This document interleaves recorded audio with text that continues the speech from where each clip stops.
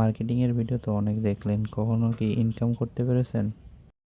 আমি জানি আপনারা মার্কেটিংয়ের ভিডিও ঠিকই দেখেন, কিন্তু কখনো ইনকাম করতে পারেননি। এর কারণ হলো সঠিক গাইডলাইন এবং যথাযথ লাইভ মেন্টরশিপের অভাব।